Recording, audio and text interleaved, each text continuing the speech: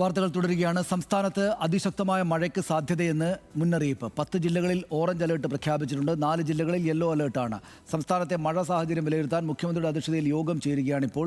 മന്ത്രിമാരും കലക്ടർമാരും പങ്കെടുക്കുന്നുണ്ട്. യോഗത്തിന് ശേഷം മുഖ്യമന്ത്രി മാധ്യമങ്ങളെ കാണും. സനിസ ശോഭ ചന്ദ്രൻ വിവരങ്ങളുമായിട്ട് ചേരുന്നു. സനിസ, മുഖ്യമന്ത്രി 12 മണിക്കാണല്ലോ വാർത്താസമ്മേളനം പറഞ്ഞിരിക്കുന്നത്. ഇപ്പോൾ എന്താണ് സ്ഥിതി? ഇപ്പോൾ തന്നെയും മഴ ശക്തമായതിനെ തുടർന്ന് വലിയ ദുരിതമാണ്. ഇനിയും കൂടുതൽ ശക്തമാകും മഴ എന്നതാണോ കാലാവസ്ഥാ നിരീക്ഷണ കേന്ദ്രങ്ങൾ നൽകുന്ന റിപ്പോർട്ട്?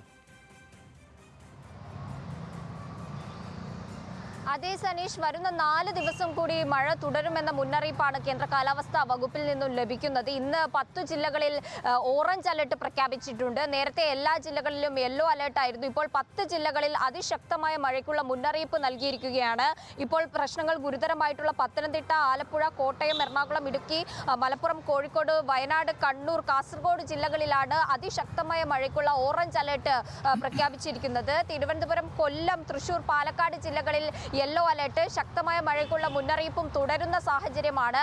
നാളെയും സംസ്ഥാനത്ത് മഴ മുന്നറിയിപ്പുണ്ട്. നാളെ 10 ജില്ലകളിലാണ് യെല്ലോ അലർട്ട്, ശക്തമായ മഴയ്ക്കുള്ള മുന്നറിയിപ്പ് പ്രഖ്യാപിച്ചിരിക്കുന്നത്. പത്തനംതിട്ട, ആലപ്പുഴ, കോട്ടയം, എറണാകുളം, ഇടുക്കി, മലപ്പുറം, കോഴിക്കോട്, കണ്ണൂർ, വയനാട്, കാസർഗോഡ് ജില്ലകളിലാണ് നാളെ യെല്ലോ അലർട്ട് തുടരുന്നത്. മറ്റന്നാൾ സംസ്ഥാനത്ത് മഴ മുന്നറിയിപ്പ് നൽകിയിട്ടില്ല. എങ്കിൽ പോലും വ്യാഴം, വെള്ളി ദിവസങ്ങളിൽ കൂടി ശക്തമായ മഴയ്ക്കുള്ള സാധ്യത മുന്നറിയിപ്പ് നൽകിയിട്ടുണ്ട്. വ്യാഴം, വെള്ളി ദിവസങ്ങളിൽ യെല്ലോ അലർട്ട് വിവിധ ജില്ലകളിൽ നൽകിയിട്ടുണ്ട്. എന്തായാലും 4 ദിവസം സംസ്ഥാനത്ത് മഴയുണ്ടാകും. ഇപ്പോൾ തന്നെ ദുരന്ത നിവാരണവുമായി ബന്ധപ്പെട്ട് ഒട്ടനവധി പ്രശ്നങ്ങൾ സംസ്ഥാനത്ത് നടക്കുന്നുണ്ട്. മഴക്കെടുതിയിൽ വലിയ തരത്തിൽ ദുരന്ത മുഖത്താണ് സംസ്ഥാനം എന്ന് തന്നെ പറയാം. ഇതിന്റെ അടിസ്ഥാനത്തിൽ ഇന്ന് മഴക്കെടുതിയുമായിട്ടുള്ള വിലയിരുത്തൽ യോഗം ഇപ്പോൾ നടന്നുകൊണ്ടിരിക്കുകയാണ്. എല്ലാ ജില്ലാ കളക്ടർമാരും ഓൺലൈനായി യോഗത്തിൽ പങ്കെടുക്കുന്നുണ്ട്. കൂടാതെ ആഭ്യന്തരം, റവന്യൂ മന്ത്രിമാരും ചീഫ് സെക്രട്ടറിയും യോഗത്തിൽ പങ്കെടുക്കുന്നുണ്ട്. 12 മണിക്ക് യോഗത്തിന് ശേഷം സ്ഥിതിഗതികൾ വിലയിരുത്തിയതിനു ശേഷം മുഖ്യമന്ത്രി മാധ്യമങ്ങളെ കാണുന്നതായിരിക്കും. സനീഷ്, ശരി, നന്ദി സനിസ, വിവരങ്ങൾക്ക് എന്തായാലും